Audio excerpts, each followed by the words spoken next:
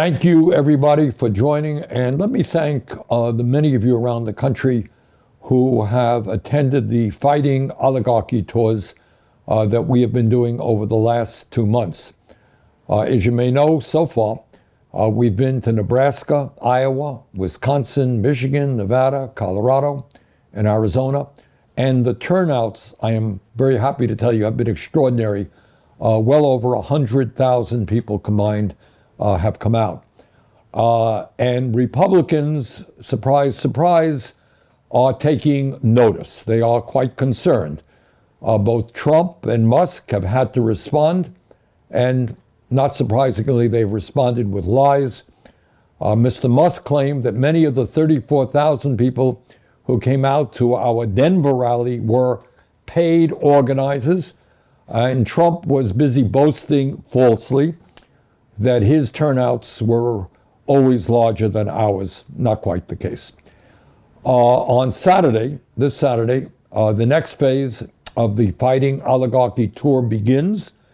Alexandria Ocasio-Cortez and I will be starting off in Los Angeles. We'll then be going to Utah, Idaho, back to California to 2 rural areas in conservative districts, and then we'll be finishing up in Montana. And most of these events will be held in congressional districts that are represented by Republicans, and there is a reason why we are doing that. Let me say a few words about what we hope to accomplish with these events. Number one, in these extraordinarily difficult and depressing times, I want people in the communities that we visit and people throughout the country to understand that they are not alone when they feel outraged by what Trump is doing to our country. In fact, when they stand there amidst thousands and thousands of their neighbors in opposition to oligarchy, opposition to authoritarianism and xenophobia and attacks on the working class, they very quickly understand that they are not part of some fringe minority who are opposing Trump, but that they belong to a strong majority of Americans who want this country to move in a very different direction than where Trump is taking us. What Trump and his friends claim they have this huge mandate, nothing you can do about it. And what these rallies are doing is proving them wrong and providing hope for people all across this country. Secondly, what we do in these rallies is that given the nature of corporate media and the dominance of big money over the 2 major political parties, the Democrats and the Republicans, it is vitally important that we provide a progressive political and economic analysis that many people around the country have really never heard. And one of the main reasons that the establishment is able to maintain the rigged economic and political systems that we have is they do that by deflecting attention away from the most pressing problems that working people face every single day. And when people are not provided with rational explanations as to what's going on in their lives and in the world in which they live, they say, nobody understands what I'm going through. Everybody, is full of crap. Why should I participate in the political process? And that is, my friends, exactly what the moneyed interests want. They want you to give up. They want you to believe that there are no solutions to the problems that we face. Let me give you just a few examples of how the establishment functions in that regard. Now, I want you to stay with me here. When is the last time that you heard a serious discussion or any discussion at all on television about the unprecedented level of income and wealth inequality that we're currently experiencing? Today in America, 3 people, Musk, Bezos, and Zuckerberg, combined own more wealth than the bottom half of American society, 170 million people. Think that's an important issue? Yeah, I do. I think that's maybe the most important issue that we face from an economic perspective. But we don't talk about it. You're not going to see that on TV. You can watch TV 24 hours a day. It is not going to be discussed because the people who own the networks don't want serious discussion about the immorality and the economic injustice that takes place when so few own so much and so few have so little. And I'll tell you something else that we don't talk about, but we do in these rallies. And that is in the richest country in the history of the world, which we are today. 60% of our people live paycheck to paycheck. And working class Americans, as a result of the stress they experience daily, just trying to survive, trying to put food on the table, working class people have a 7-year shorter life expectancy than the wealthy. In other words, being working class in America is a death sentence. Do you hear anybody talking about that horror? I don't. And we do. And that's what I talk about when we go on this Fighting Oligarchy tour. We talk about the reality that in America today, unbelievably, over 20% of senior citizens in this country are trying to survive on less than $15,000 a year. Think about it. 80, 90 years of age, trying to get by on less than $15,000 a year. We talk about the fact that some 800,000 people in America are homeless, and 20 million Americans, including many of you, are spending 40, 50% of your limited incomes on housing. We talk about the fact that in America we have the highest rate of childhood poverty of almost any major country on earth, all taking place in the richest country in the history of the world. Do you hear folks talking about it? They don't. And it's important that we talk about it so that people have an understanding of what is going on and why it is going on. Right now, as I think all of you know, progressives understand, our current campaign finance system is absolutely corrupt. As a result of Citizens United, billionaires are able to spend unlimited amounts of money in the political process. So Elon Musk spends $270 million to elect Trump as president, and surprise, surprise, he gets the most important position in government. Only cost him $270 million. That's not bad. But it's not just Musk and it's not just Trump. It is billionaires in the Democratic Party who threaten candidates from all over the country that if they speak to the real issues facing working people, they're not going to get the campaign financing that they need. So we have a corrupt campaign finance system that is hardly talked about at all, but it is destroying American democracy. Well, guess what? We talk about it, and we're going to help lead the fight with your support to overturn this disastrous Citizens United Supreme Court decision. In addition to what I've just said, there's another reason why we're going around the country. And that is, it is absolutely imperative right now, this moment, that we mobilize Americans to defeat Trump's what is called the reconciliation bill that will provide over $1 trillion in tax breaks to the top 1% and pay for that by making massive cuts to Medicaid, nutrition, and other programs that working families desperately need. These guys on top, these oligarchs, really have no shame.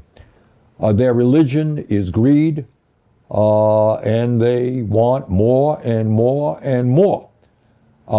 And if they have to throw millions of kids off of the health insurance they have through Medicaid, if they have to make it impossible for seniors to get into a nursing home, because Medicaid pays a lot of that, if they have to destroy or devastate our primary health care system by cutting funding for community health centers, and Medicaid provides a lot of that funding, that is what they will do. So right now we're mobilizing people all over this country to tell their members of Congress, do not vote for this reconciliation bill, which will provide massive tax breaks to the very richest people in this country and cutting the programs that working families need. Further, while it is absolutely imperative that we as progressives every single day go on the attack against Trump's horrific agenda and his authoritarianism, it is equally important that we bring forth a bold agenda for the future. We are, again, not only are we the richest country on earth, there is, as all of you know, an explosion taking place in technology in terms of artificial intelligence and robotics. The job you have will likely not be there in 10 or 15 years. So how do we use that technology to improve life for working families rather than just make the very, very richest people in our country that much richer? So technology has the potential to improve life for ordinary people. If, for example, we are significantly increasing worker productivity as a result of AI or robotics, should we not be lowering the work week to 32 hours so that workers have more time to spend with their families, more time for leisure, more time for friends, more time to do the things that they want to do? In other words, let's make sure that technology works for the vast majority of the people, not just the CEOs and the people who own that technology. Furthermore, I hope everybody understands that we are far, far behind many other wealthy nations in terms of the kind of social safety net that their citizens enjoy. We are the only major country on earth, for example, not to provide health care to all as a human right. Right now, what you're seeing is Republicans wanting to cut Medicaid, which will be devastating to the whole healthcare system, all aspects of the healthcare system. That's what they want to do. And Democrats are saying, well, we want to protect the Affordable Care Act. That's great. Well, guess what? We're going to fight any cuts to Medicaid, but nobody I know thinks the Affordable Care Act is great. The healthcare costs in America are now twice as much per capita as almost every other nation on earth. We have 85 million Americans who are uninsured and underinsured. We have over 500,000 Americans who go bankrupt due to medically related debt. Over 60,000 people die every year because they cannot afford to go to a doctor. And our life expectancy is lower than any other major country on earth. That is not a healthcare system that is working. So our view, and I think the view of a majority of Americans, is we got to junk the current healthcare system. We've got to move toward Medicare for all. Healthcare is a human right. And we bring forth that agenda and we explain what it means to the American people. When you can go to a doctor whenever you want, you don't have to take out your wallet. You don't have to take out your credit card. I think that will be a significant step forward in terms of advancing good public policy, and it works politically as well. Short term, we need to expand Medicare to cover dental, vision, and hearing. Very, very important for senior citizens. We have got to cut the cost of prescription drugs in half.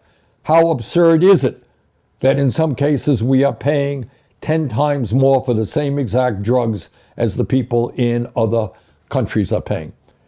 And while Trump and Musk are trying to decimate the Social Security Administration, making it harder for people to access the Social Security that they paid into, we have got to expand Social Security. By lifting the cap on taxable income, you do that, you can extend the life, the solvency of Social Security for decades and greatly increase the benefits by at least $2,400 that senior citizens in this country receive. So when seniors are living on $15,000, $20,000, $25,000 a year, our job is not just not to cut Social Security, it's to expand Social Security benefits. And when we're talking about the needs of seniors, we have got to rethink our whole pension system in this country. You know, it will shock some of the younger people to know that there was a time, not so many decades ago, when if you work for a large company, the expectation was, and millions of people did receive, a defined benefit pension. That means you knew, as part of the benefits that you received, you knew that when you retired, you would have a pension there for yourself in addition to Social Security. But over the last many years, corporations have cut those back, and as a result, we have a lot of seniors who are really struggling. It goes without saying that we've got to raise the minimum wage in this country, which is now a starvation wage of $7.25 an hour to at least $17 an hour. And I'm happy to tell you that last week, as part of this budget resolution process, we got every Democrat to support raising the minimum wage to $17 an hour. We got one Republican. So we're making progress, but we've got to win this fight. Millions of people are working for starvation wages, and that is not acceptable. And when we talk about the progressive agenda, you and I know that workers in unions are able to negotiate decent wages, decent benefits, decent working conditions in a far stronger way than non-union workers are able to do. And that's why we've got to pass the PRO Act to make it easier for workers to join in unions. There's a lot of other stuff that's out there. Right now, you know, we have a president who thinks that climate change is a hoax. Well, that is a very, very dangerous situation, because as all of you know, climate change is not a hoax. Climate change is an existential threat to the planet, and the United States has got to lead the world. We've got to work with China, not against China, in cutting carbon emissions and saving the planet. So a lot of stuff that is out there that I think people want to hear. Not good enough just to go after Trump every day. We got to do that. But we have got to provide people with a vision for the future, which says that in the wealthiest country in the history of the world, all of our people deserve a decent standard of living. And this, my friends, this is not utopian thinking. You know, this is, oh my goodness, we can do all these things. Many of these things, many of these ideas, progressive ideas that I've been talking about, guess what? They exist in other countries around the world. In other countries around the world, college is free. Medical school is free. In many other countries that don't have the level of income and wealth inequality that we have, because they're rich, are paying their fair share of taxes. So how do we go from here to there? Well, one of the things that we are doing, and it's part of the fighting oligarchy effort, is to organize at the grassroots level. And with your help, we are hiring organizers all over this country. I've just, in the last few days, talked to organizers and hundreds of people at the grassroots level in Iowa and in Nebraska. And we're mobilizing these people to go out, knock on doors, to hold town meetings, to make sure that their members of Congress do not vote for this disastrous legislation of tax breaks for the rich and cuts to Medicaid. And ultimately, you know, as I have believed for my entire life, and what history tells us is that real change never takes place from the top on down. It's always the bottom on up. It's when ordinary people stand up and fight for justice. And right now, more than any other time in modern history, that is exactly what we need to do. We need to build a strong grassroots progressive movement. We need a political revolution in this country where working people stand up and fight for their rights. So that is kind of a thumbnail sketch of what we are doing. And as I mentioned, we're going to be in a number of states in the coming days. We're going to be in California, Utah, Idaho, and Montana. I hope if you live in those areas that you'll come and visit us. And if not, we'll probably come to a community near where you live at some time in the next few months. So once again, thank you all for what you're doing. A critical moment in American history. Let's stand up. Let's fight back. We have the majority on our side. We can take on the oligarchs. We can take on Trump. We can beat them if we stand together. Let's do it. Thank you very much.